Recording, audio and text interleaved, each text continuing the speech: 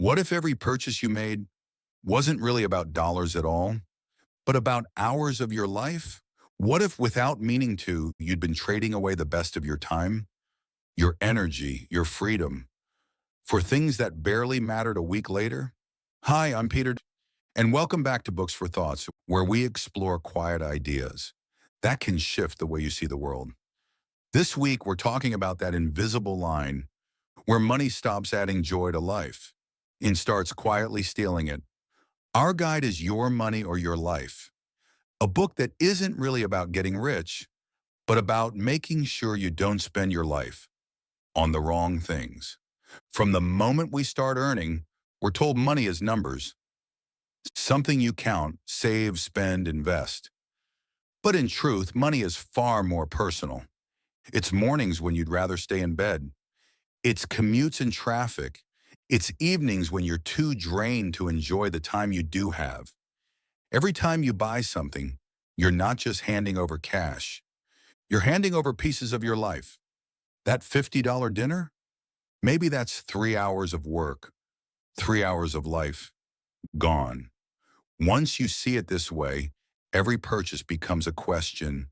Is this thing worth a part of my life I'm about to give up for it? Sometimes the answer is yes. Shared meals, art, experiences you'll remember for decades. These are worth trading for. But often, it's just another thing to store, maintain, and eventually throw away. There's a shape to the relationship between money and happiness.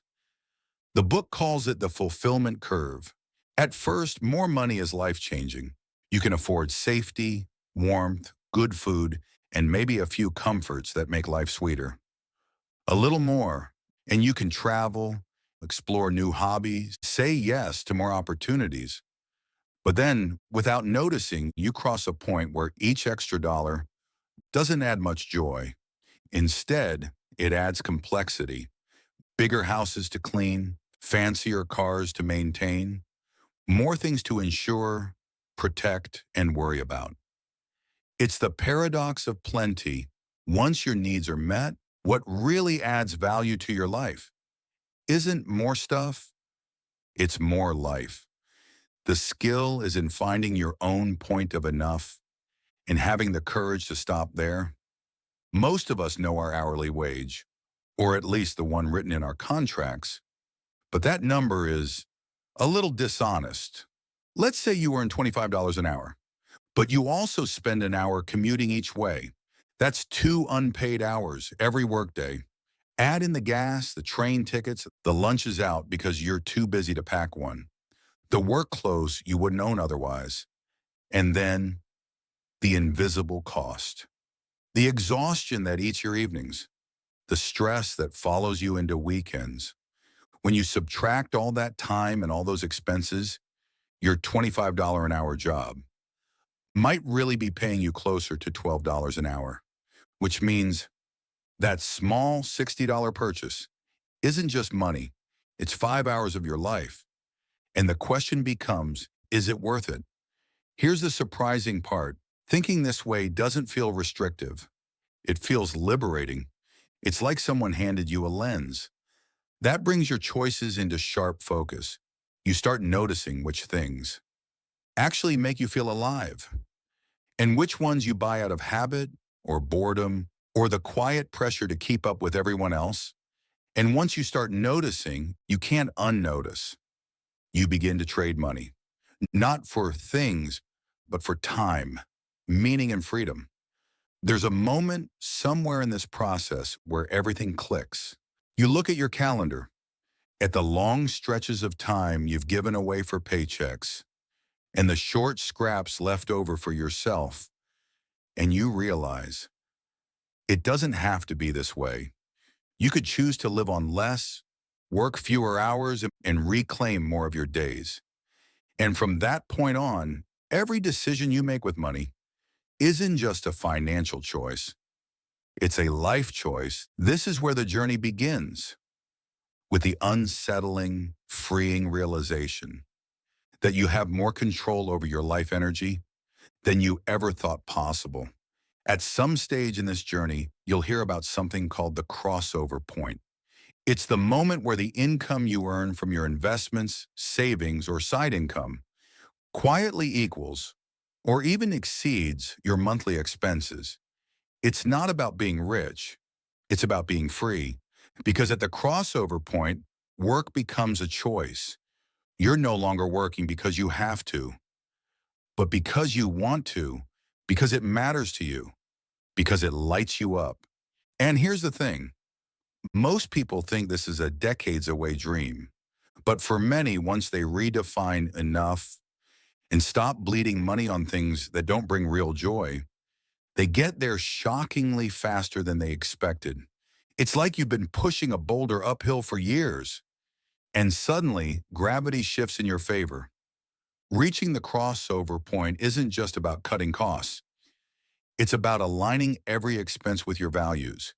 It's asking, does this make my life better in a lasting way? Before you swipe the card.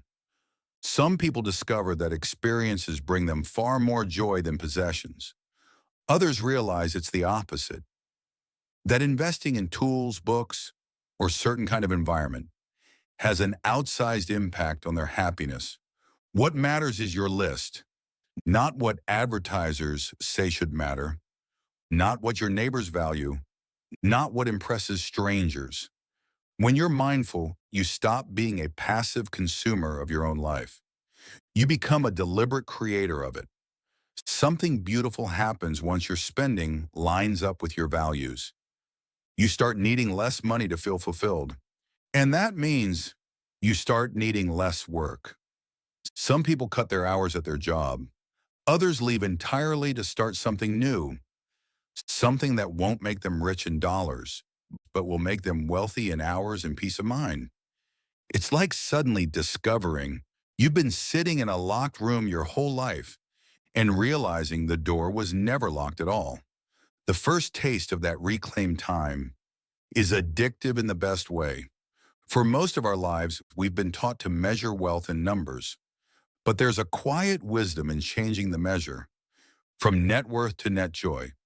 Real wealth might mean waking up without an alarm clock, spending your afternoons making art, tending a garden, or just sitting under a tree with a book.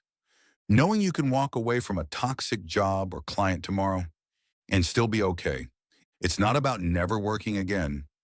It's about never working at the cost of your life. At the start, the journey in your money or your life feels practical. Calculations, budgets, tracking expenses. But as you move through it, something more profound happens. You begin to see money not as the point of life, but as a tool to build a life that feels like yours. You start recognizing the ways you've been programmed to spend, to work, to chase, and you start choosing for yourself instead. The chase slows, the noise quiets, and what's left is clarity. Clarity about what you truly want. Clarity about what you can finally let go of, and maybe most surprisingly, a lightness because you realize the life you wanted wasn't as far away as you thought. In the end, this book isn't about sacrifice. It's about freedom. It's not about giving things up. It's about gaining back your life. So the next time you trade your time for money and ask yourself, am I getting a fair deal? And if not, maybe it's time to change the deal. Because when you look back years from now, you won't remember the shoes or the gadgets or the endless Amazon boxes. You'll remember the mornings you woke up excited, the afternoons you spent with people you love, the evenings you weren't too tired to live, and those moments, those are the real dividends.